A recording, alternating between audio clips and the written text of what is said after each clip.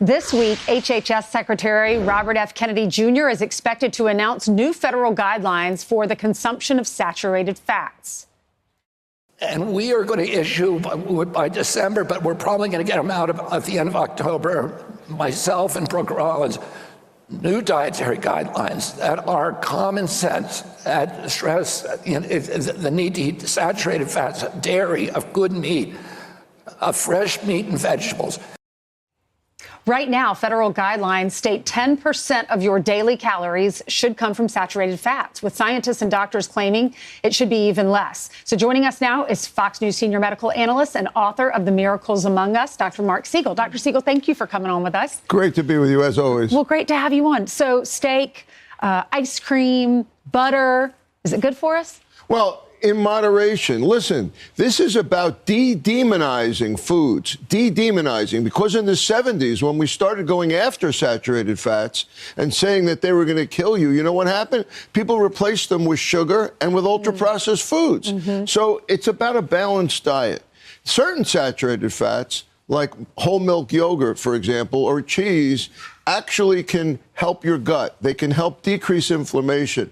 The probiotics in yogurt is really good for you. As far as meat is concerned, as Kennedy was just saying, lean meat in moderation as part of a balanced diet. It has iron in it, it has protein in it, it has calcium in it, it has B vitamins in it. What are you eating instead of it?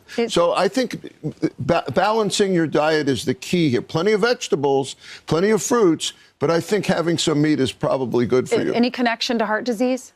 Well, that's a really interesting question. So saturated fats increase cholesterol. They increase LDL, which is bad cholesterol, but also good cholesterol. So there's a big debate going on about it. I would say meat does probably increase your risk of heart disease, yes, which is why I would also limit it. But again, it doesn't mean it has to be off the table altogether. It's probably associated with heart disease, especially in some people. And again, that's the key, some people.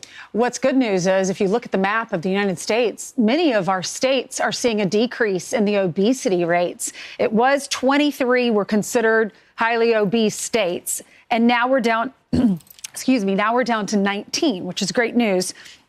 If you look at the map, green is the best, yellow is okay, red is the worst. So look at Middle America, Dr. Siegel. Yeah, Middle America still has an issue, and the southern states have an issue, but Ainsley's state of South Carolina is now off the list. It's off the list. What are we doing? What are we doing? Missouri is off the list. Alaska's off the list. You're under 35%. You know what you may be doing? You may actually be listening to this whole idea we're talking about today, which is a balanced diet, which is not hyperventilating over not having saturated fats and focusing on less chemicals, less ultra-processed foods. That's key. Less sugar and less salt. That's what's most addictive.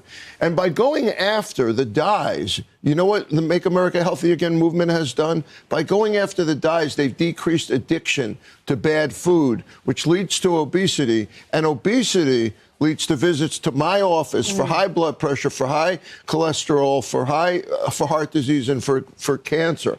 All of that, and diabetes, all of that linked to obesity.